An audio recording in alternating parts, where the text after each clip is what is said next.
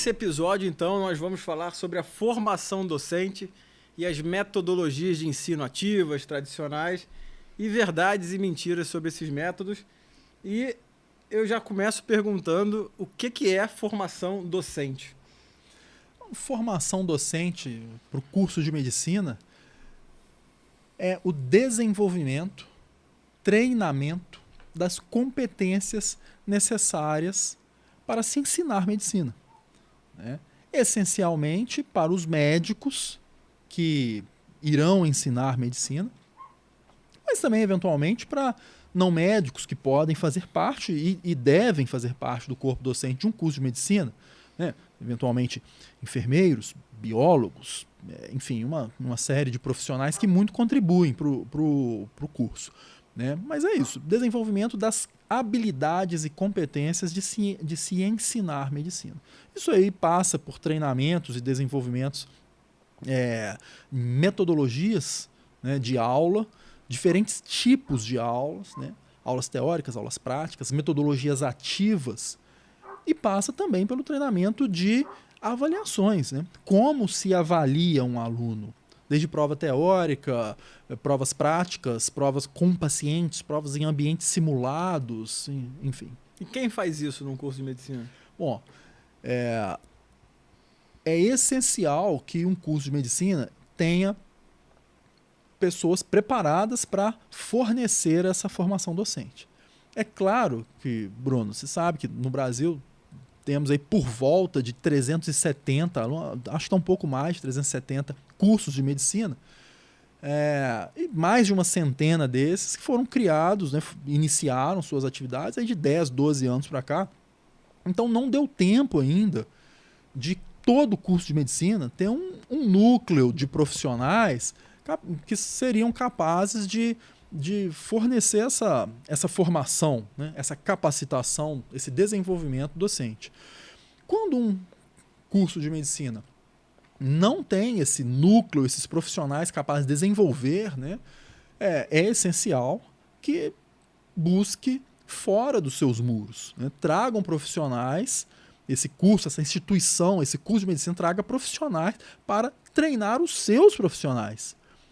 Com o passar do tempo, dos meses, dos anos, os próprios profissionais daquela instituição, eles vão começando a reproduzir até que, né, chega um momento, que, como é desejado, que a instituição tem especialistas nisso, né? Agora, é claro que uma pessoa para fazer essa capacitação docente, ela tem alguns pré-requisitos, né? No caso de, se for para treinamento de médicos, desenvolvimento de médicos, é essencial que quem faça essa capacitação, né, quem promova esses cursos, que seja um médico de ótima qualidade, né, de ótima formação, seja um professor, né, de boa qualidade, com experiência. De preferência, esse médico e esse professor, ele precisa ter experiência em diferentes aspectos, né? Dentro de sala de aula, dentro do ambiente de assistência à saúde, pode ser numa unidade básica de saúde, pode ser num ambulatório, pode ser em um hospital, dentro de um cenário de simulação realística, de um laboratório de habilidades, enfim. Deseja-se que esse médico que forneça o desenvolvimento e a capacitação docente seja um médico que tem uma expertise e uma expertise ampla, né? Porque o processo de ensinar medicina ele é relativamente amplo, né? Então eu preciso de ter formadores aí altamente qualificados. E como é que um médico ele entra numa instituição de ensino? Vamos lá, vamos melhorar a pergunta. Como é que o médico entra numa instituição de ensino privada? Como é que ele entra numa pública?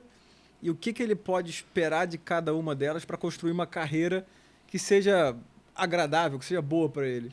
Uma instituição pública, né, no Brasil, a gente pegar a maioria dos cursos de medicina públicos no Brasil são federais, né? Dentre os públicos, a maioria são federais. Ele entra nessa universidade através de um concurso público. Esse concurso público ele pode variar um pouco de universidade para universidade, né? A última vez que eu participei como membro de uma banca avaliadora para esse concurso foi em uma universidade federal no estado do Rio. Deve ter uns 3 a 4 meses, mais ou menos. Foi um concurso que teve uma prova teórica, teve uma prova prática, teve uma prova de aula, né? O candidato precisaria apresentar uma aula, e uma prova de avaliação de títulos, né? Do currículo. Então você vê que é uma avaliação relativamente ampla. Outras universidades podem ter modelos um pouco diferentes, mas sempre é um concurso público, né? Entrando na universidade pública para um curso de medicina, o tradicional é que ele tem uma progressão na carreira dele, conforme ele vai se titulando cada vez mais e conforme o tempo vai passando. Ele vai galgando posições mais elevadas dentro dessa universidade até a sua aposentadoria. Já em uma escola privada, a escola privada ela tem um pouco mais de flexibilidade na escolha de como contratar um professor. Então, uma escola privada ela pode, é possível que ela faça um concurso, né? A semelhança de uma escola pública, isso é possível. Mas ela também pode fazer um concurso mais simplificado, apenas uma prova de aula. Ou ela pode até mesmo contratar um professor sem concurso. É possível isso, né? Sem ter um concurso formal, né? por outros métodos de avaliação da competência daquele profissional. E na escola privada, a carreira daquele professor ela vai depender essencialmente da cultura daquele local, né? Então, é desejável que, independente de como aquele curso de medicina se comporte, que esse professor ele tenha uma perspectiva de melhorar o seu trabalho ao longo do tempo, de ser cada vez mais útil e cada vez mais contribuir para a formação de um aluno. Infelizmente, como a gente já conversou em outros encontros, eventualmente nós vemos algumas escolas privadas contratando um professor simplesmente como um trabalho de funcionário. Claro que o professor ele pode ser um funcionário, isso não tem absolutamente nada de errado, mas é muito pouco. Um professor simplesmente ser contratado para cumprir um horário de 8 a meio-dia, terminou o seu horário, você não tem mais relação com os nossos alunos, não tem mais relação com a nossa instituição. Esse trabalho é um trabalho que uma formação médica ela é muito complexa e refinada para se exigir somente isso de um professor, né? Se você exige só isso de um professor, você teria que admitir que um aluno está sendo formado para atender o paciente e não ter mais nenhum envolvimento com aquele paciente. Não é assim. Não é assim que a sociedade quer um médico. Não é assim que o paciente quer um médico, né? O paciente quer um médico de uma forma realmente acolhedora, que aquele médico participe de todo o processo relacionado à situação do paciente, participe do diagnóstico, do tratamento, seja acolhedor com o paciente, seja um parceiro, ouça, esteja disponível. A medicina é um trabalho de altíssima exigência, né? Exigência técnica, exigência emocional, exigência física até, e não pode ser diferente com o que se exige de um professor, né? Senão nós estaremos dando um exemplo equivocado para os nossos alunos. E hoje um professor, quer dizer, antigamente um professor de uma federal, por exemplo, ele tinha ali um salário, uma aposentadoria, né, de um curso federal, que se somaria a uma outra aposentadoria, por exemplo, do INSS, se ele não fosse dedicação exclusiva, o prestígio, e esse prestígio provavelmente faria com que ele tivesse, enfim, um destaque ou acadêmico apenas, ou acadêmico e profissional fora da faculdade. A gente vê que isso está mudando, né? Tanto que nós dois, por exemplo, pedimos exoneração de um concurso público, de uma federal, que foi o nosso sonho em algum momento, né? Sim. Como que uma faculdade privada pode encantar um bom docente para que ele tenha alguns tipos de estímulos para construir uma carreira, né? Sim. Olha, eu digo assim que todo médico que quer ser professor, ele tem ele tem um terreno fértil no coração dele, né? Ele precisa de um local que tenha sementes para trabalhar naquele terreno. Então, um local que simplesmente contrate um professor, pague um salário, assim, ainda que talvez seja um salário atrativo, isso é muito pouco, né? Uma escola privada ela tem que oferecer a possibilidade daquele professor se qualificar.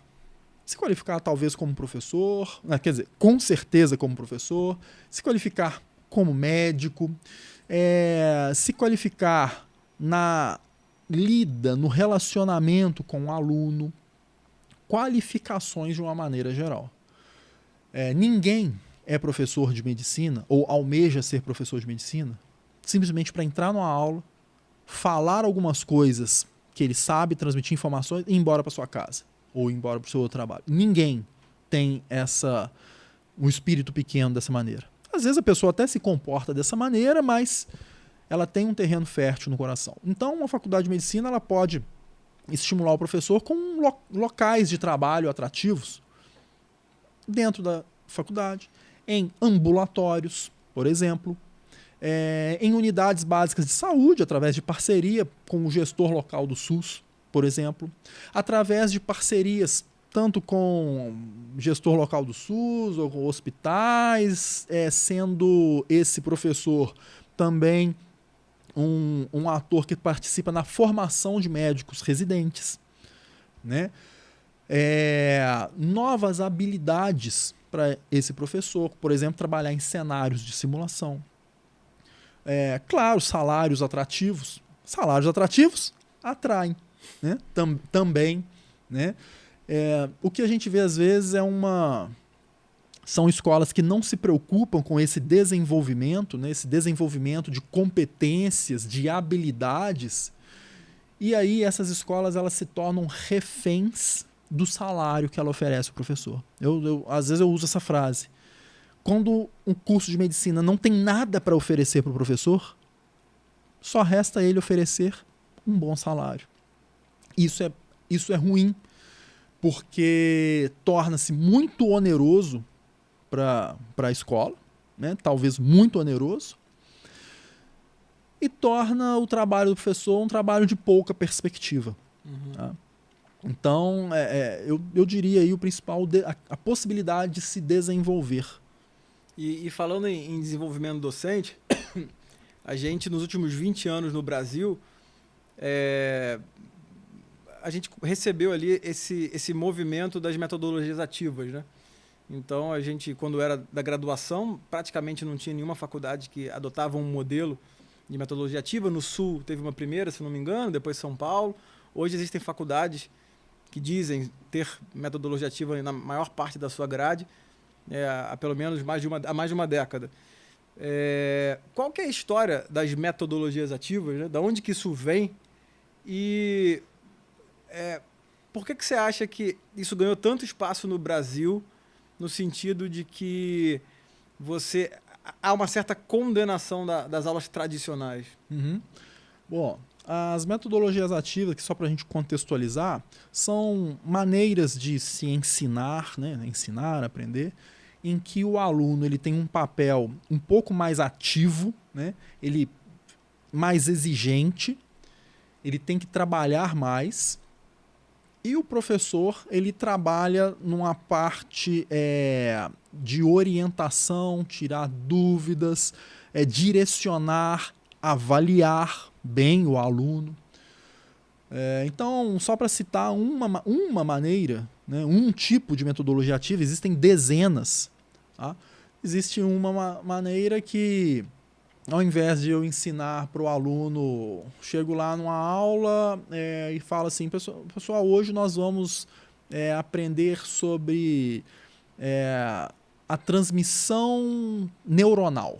Como que se faz a transmissão entre os neurônios? Eu pego um caso de um paciente com doença de Alzheimer, o aluno, a partir do estudo desse problema, né, um paciente com doença de Alzheimer, o aluno vai focar naquele momento um estudo de transmissão neuronal. Ele pode usar a doença de Alzheimer para estudar distúrbios da memória. E, enfim, isso é um ensino baseado em problemas. O aluno estuda, reúne-se com o professor, às vezes é chamado de mentor, às vezes de tutor.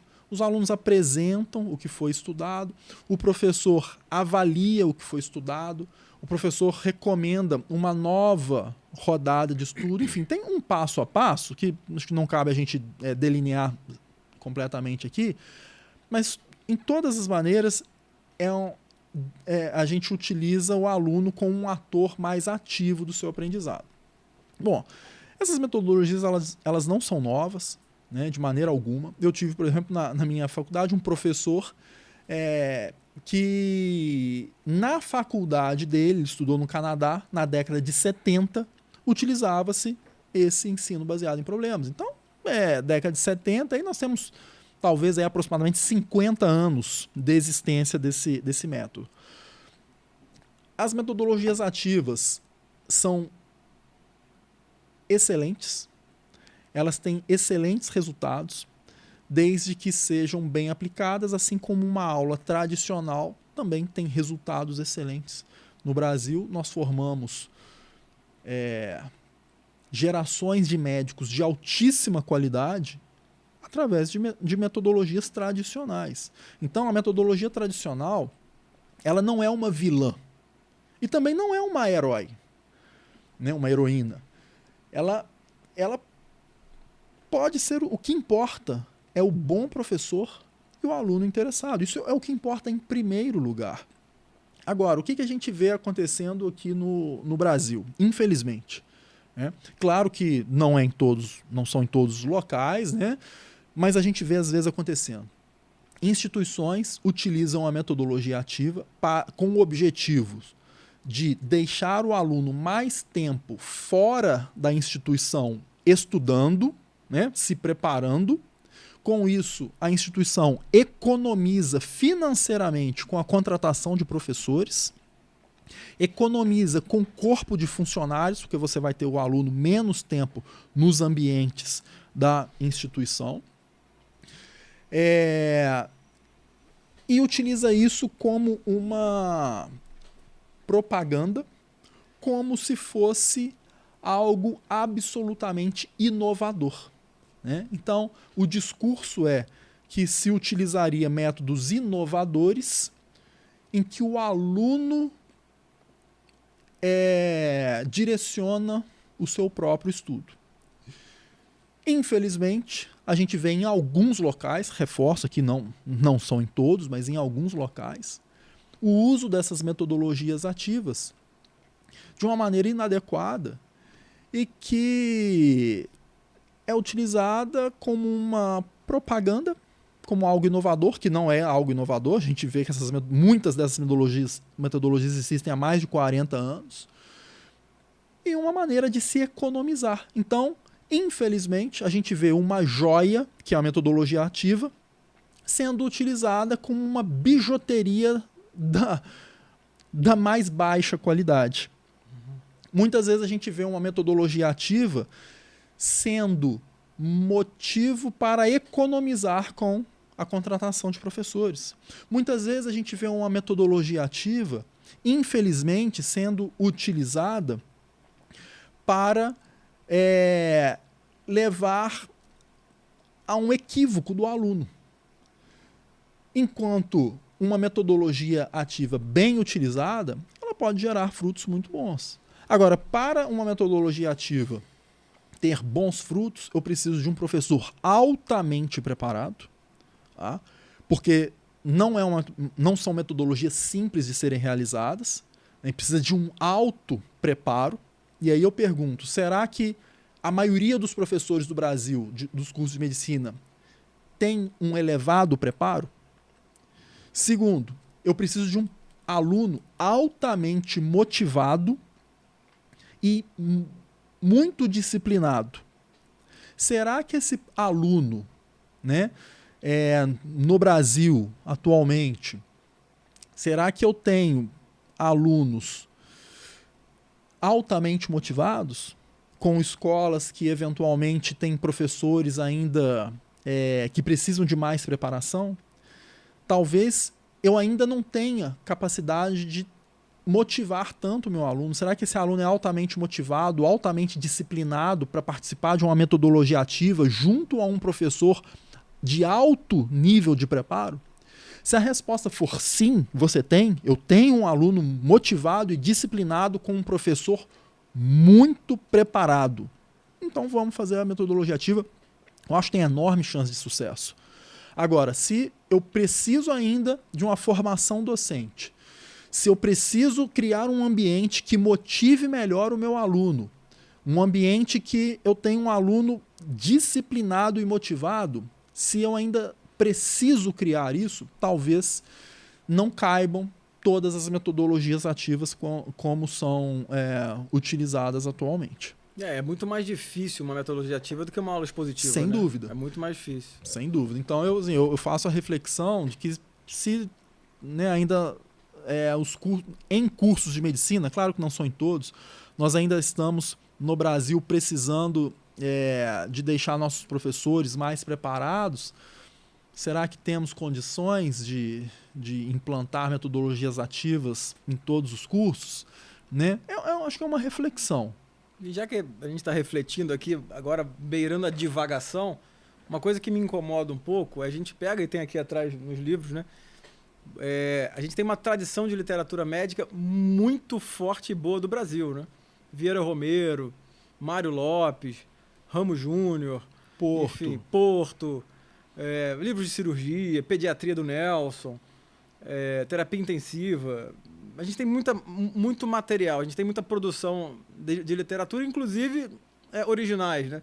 A gente pega a semiologia do Vieira Romero, ela tem alguma semelhança com Suróis da Espanha, tem assim, mas não é muito semelhante ao que a gente vê no Harrison, por exemplo. E quando a gente fala de metodologia ativa, a gente cai em nomes em inglês, né? Flipped Classroom, PBL, TBL, Fishbowl. Eu não consigo encontrar muita metodologia ativa desenhada por brasileiros, né? Sim. Você consegue divagar sobre isso? Isso foi até exatamente esse ponto que você colocou, foi um assunto levantado numa reunião que aconteceu acho que umas 3 semanas, em um encontro da ABEM, Associação Brasileira de Ensino Médico, em que eu estava participando, e a gente estava discutindo realmente que nós importamos muita informação, muito método de se ensinar, né? Mas a gente tem no Brasil grandes professores que escreveram grandes livros de reconhecimento internacional e que talvez nós devêssemos valorizar, utilizar mais, né? Utilizar, aqui como você falou, Mário Lopes, né, que é da UFMG, Porto, que se não me engano é de Goiás, né? José Ramos Júnior, Alípio Correia Neto, e tantos outros em tantas áreas, né? Tem equipes de São Paulo excepcionais, enfim. Realmente a gente importa muito essas metodologias que, sem dúvida nenhuma, há metodologias excelentes, mas mais uma vez, né, o Brasil produziu ao longo das últimas décadas, né, das últimas várias décadas, médicos de elevado nível, de reconhecimento no mundo inteiro, grandes médicos, além de médicos na assistência médica, grandes educadores médicos, né, que o Brasil tem e já teve. Então eu acredito que é importante a gente utilizar, né, o passado aqui da nossa história para colocá-lo hoje no presente e, né, fazendo adaptações, claro, que eventualmente precisem ser realizadas, né, com internet, com inteligência artificial, com acesso a banco de dados, com medicina baseada em evidências, enfim, incluir isso aí. Agora, só quem pode fazer isso é um bom professor, né? Quando a gente vê uma instituição pegando uma fórmula de método e aplicando aquela fórmula sem ter, né, aquela receita, sem ter um cozinheiro para manejar aquela receita, não vai ficar bom. Pois é, e a gente vê, por exemplo, o professor Ricardo Bastos, no livro dele, Já Pensou Se Fosse Assim, ele descreve algumas metodologias ativas, né? Então a gente certamente tem pessoas aí no Brasil que têm larga experiência docência que poderiam ter, ao invés de ter essa obsessão de aplicar o que vem de fora, né? Por exemplo, as EPAs que a gente vem estudando. Na verdade, para nós, brasileiros que trabalhamos na beira-leito, as EPAs elas são quase que intuitivas, né? De certa maneira. E como é que você enxerga a gente ter, por exemplo, um centro de educação médica na Holanda que vem falando de EPAs e é algo que nos parece tão óbvio, assim, sem falsa modéstia, né? E o que são as EPAs, né? As EPAs são atividades profissionais geradoras de confiança. Então, assim, são atividades que um profissional deve dominar, né? Claro que nós estamos falando de medicina, mas elas seriam aplicadas a outras áreas, sem ser medicina também, seria possível. Então, vamos...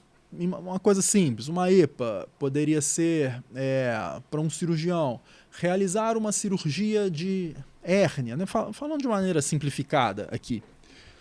Isso é uma atividade profissional. E aí eu classifico aquele profissional, ou aquele estudante de medicina, ou aquele residente de medicina, eu digo em qual nível de confiança esse aluno está para executar tal atividade profissional, né? Para executar um exame físico do abdômen, para realização de uma entrevista clínica. Olha, esse estudante talvez ele não tenha nenhuma confiança, porque ele é um estudante muito inicial. Agora, um estudante um pouco mais desenvolvido, né, que já está 1, 2 anos, talvez esse estudante ele seja confiável para executar uma entrevista clínica, que é uma atividade profissional, sob supervisão direta. O professor tem que estar do lado dele. Talvez um médico residente, né, que já é um médico formado, ele esteja apto a realizar a entrevista clínica sob uma supervisão indireta. O professor pode ajudar se precisar, até que ele vai melhorando até o dia que ele consegue ser confiável para executar aquela entrevista clínica sem supervisão ou até mesmo ensinar como se faz uma entrevista clínica. Então, isso são, de maneira super simplificada, são as EPAs. Né? Agora, é um excelente método, validado, que pode ser adotado, deve ser adotado, muito bom, mas que, veja, nossos professores, né, há décadas já faziam algo semelhante. Então, quando eu fiz o meu curso de EPA com a equipe da Universidade de Utrecht, da Holanda, talvez uns 4 anos atrás, eu acho, pessoas ali que desenvolveram a metodologia das EPAs para o mundo, eu argumentei isso, né? Que realmente isso já é feito na medicina há muitas décadas, né? E a equipe, né, da Holanda me respondeu assim, não, realmente, mas são muitos anos para você desenvolver um médico capaz de fazer isso. Se a gente coloca isso nas EPAs, a gente dá um método, um passo a passo, talvez uma pessoa mais jovem, que não tem tanta experiência, ele consiga ficar mais claro para ele exercer essa capacitação, esse tipo, né, de método, né? Então, mas assim, é verdade, aqui no Brasil a gente tem pessoas aí muito qualificadas, né, para ensinar os professores, né, para desenvolvimento docente, desenvolvimento de métodos de ensino, e o professor Ricardo Bastos é um exemplo desses no Brasil. Né? Bom, a gente fecha esse episódio e no próximo episódio a gente vai falar sobre a importância de saber estudar, ensinar e descansar.